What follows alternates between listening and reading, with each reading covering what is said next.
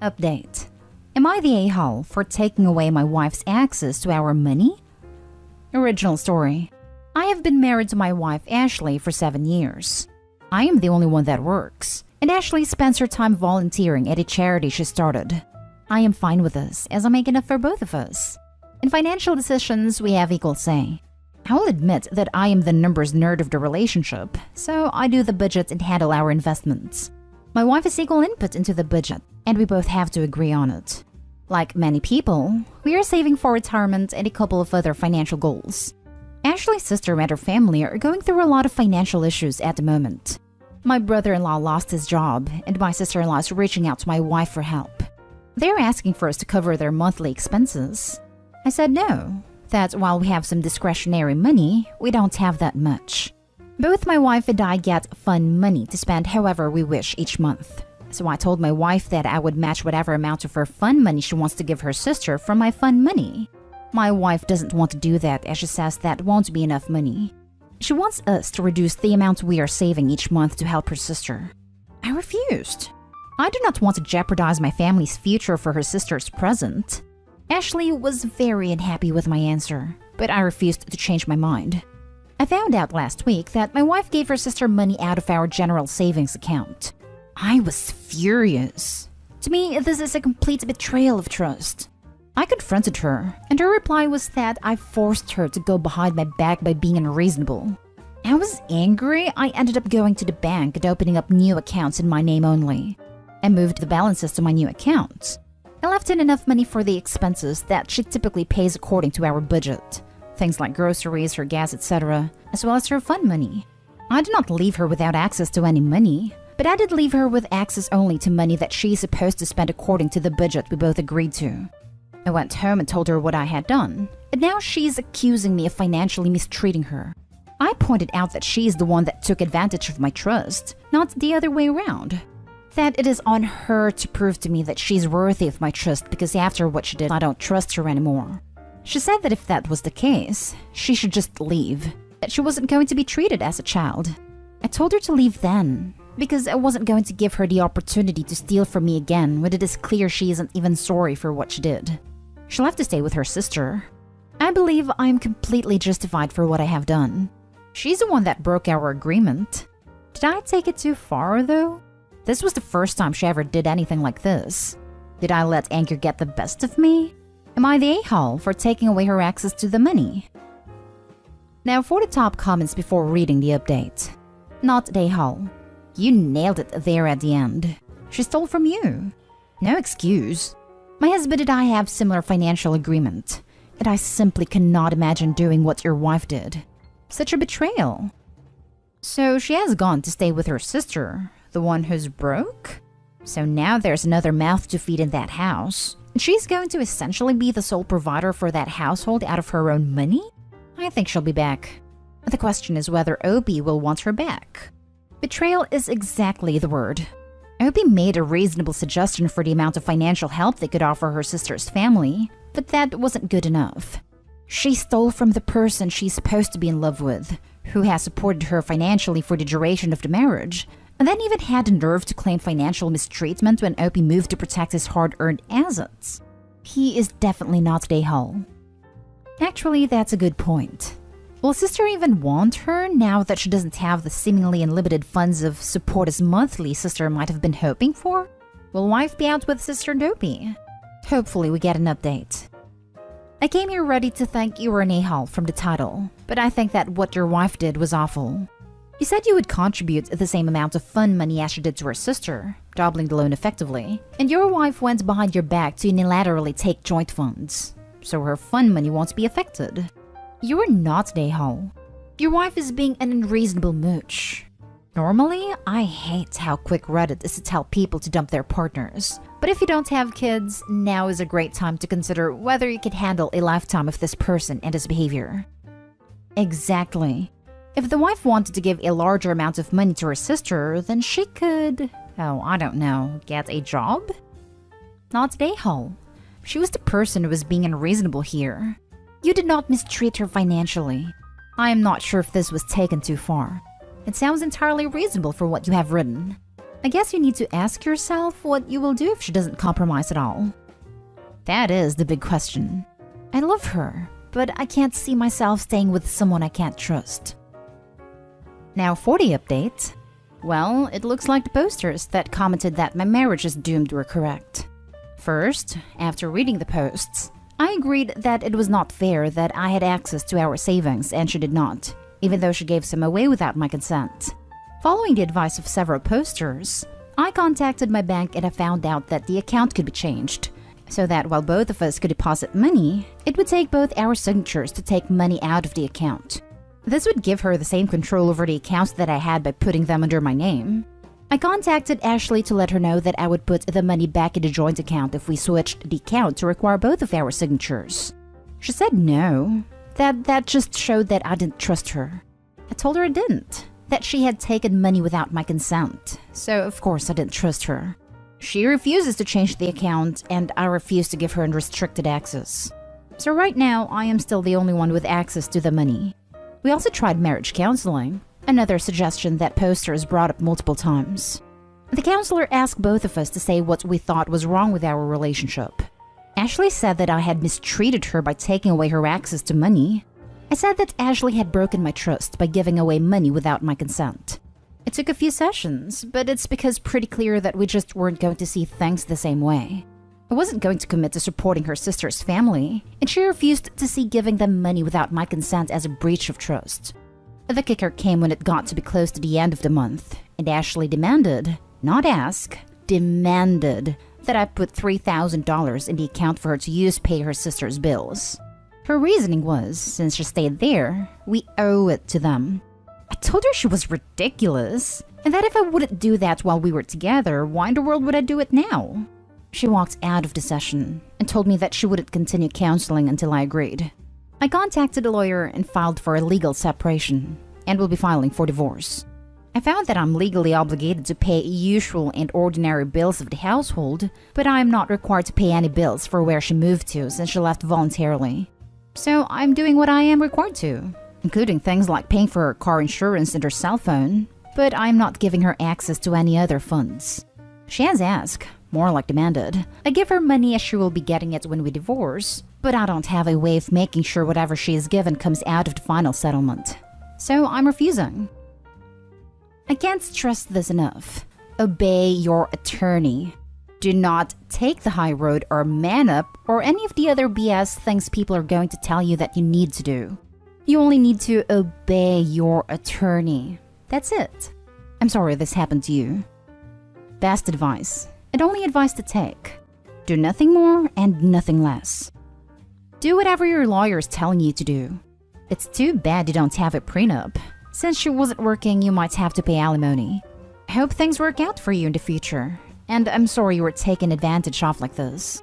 At least you know now how selfish and self-absorbed she is. And that reality will bite her hard when she realizes she needs to get a job and support herself now. From a comment Opie made after he posted the original, alimony isn't a thing in the state. Thank goodness, I'd say. Meanwhile, sister-in-law is sitting back, rubbing her hands together, waiting for the divorce payout money she'll convince her sister to hand over to her. Opie's wife blew up her own comfy life for what exactly? What an idiot. She needs to wake up to her bad attitude. Helping her sister is one thing, but what she did and how she went about it are very entitled. I hope no kids are involved. Have you spoken to your sister-in-law and explained what her financial demands have cost? We do not have children, and I have not spoken to sister-in-law. Now for the next story. Am I the a-hole for refusing to let my stepson return home without punishment after he ruined my daughter's book collection? My biological 12-year-old daughter Susan likes to collect and read old children's books, and she's become an incredible reader.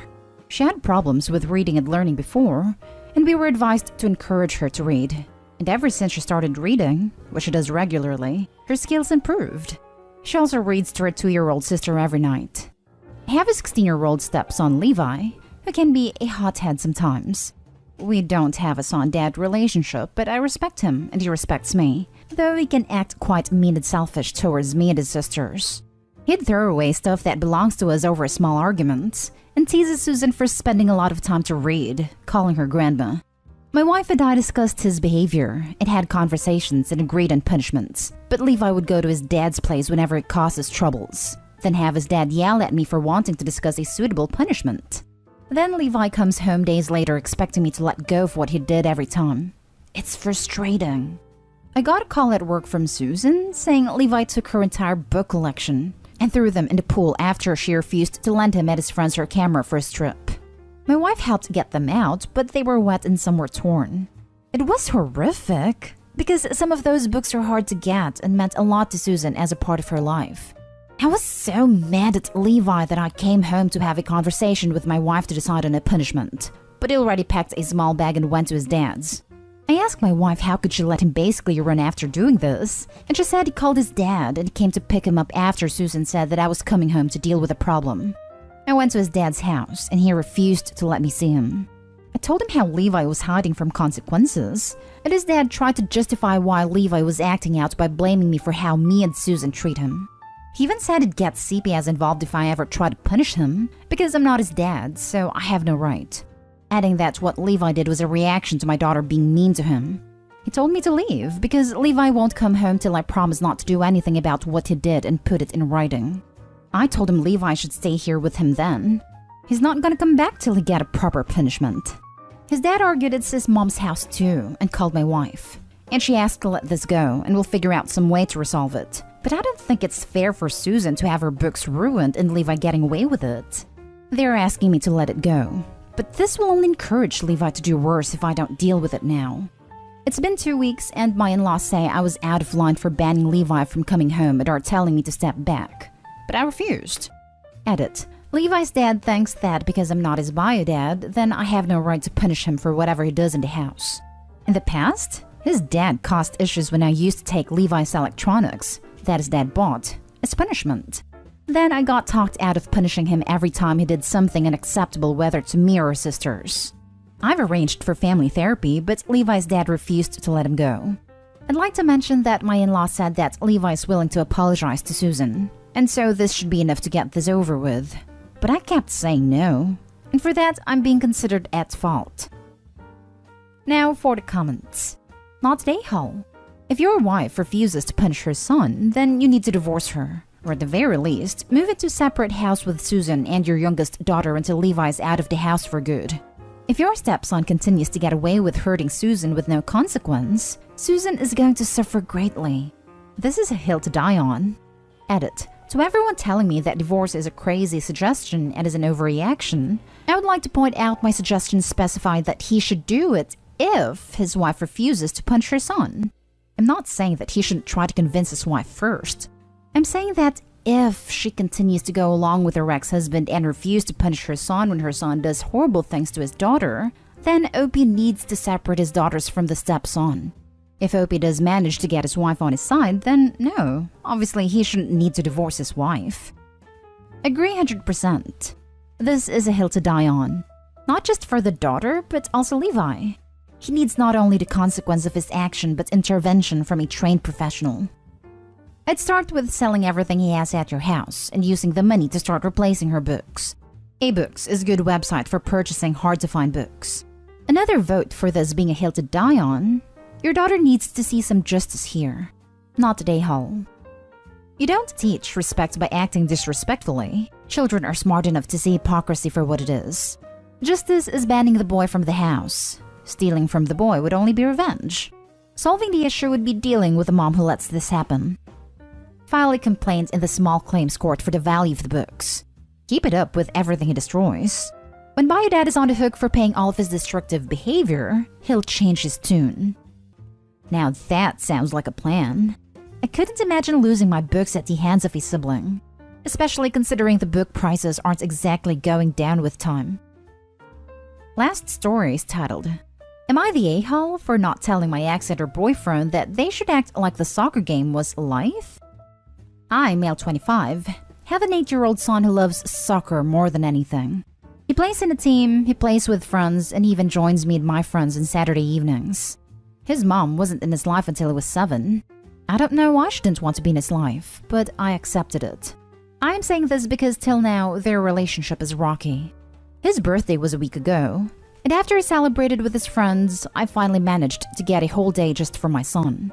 Considering that I can't let him stay up till 1 a.m. to watch Copa America, I recorded the game of his favorite team, Colombia against Brazil, and we were ready to watch it on Saturday. A few friends of mine came with a Brazil flag and a Colombian flag, so that in case Colombia won, my son could laugh at my friends. Their idea. My ex and her boyfriend came too. No clue why she brought him, as we never invited him, nor did my son. We threw a few steaks on the grill, got ready, and started the game. Then the boyfriend of my ex wanted to bet on the game, searched up the stats, and noticed that at this point the game happened a few days ago. Instead of rationally thinking and playing along, he simply said Brazil won 2-1. I was too late, but still told him to shut up. My son went upstairs in his room and me and my friends wanted them to leave for what they did. I got a call later the day from my ex, saying that I should have told them this in advance. I simply hung up and ignored all the other calls. Am I the a-hole? Edit. My ex doesn't understand soccer, and her boyfriend wasn't invited. So I thought that I don't really need to tell her the game is recorded and not live. Who the hell places bets on a game at an 8-year-old's birthday party? Real winner, that guy. Never thought about that. And on top of that, for a sport he clearly doesn't follow, otherwise would not have needed to look up on his phone to find out the game was from 2 days before. Not the a-hole. It was obvious to anyone with a brain that the people in that room didn't know the results of the game yet. He spoiled it deliberately. You also didn't have the chance to pre-warm him since he wasn't invited. You're not the a-hole. You also didn't have the chance to pre-warm him since he wasn't invited. This point needs to be shouted loudly. Not the a-hole.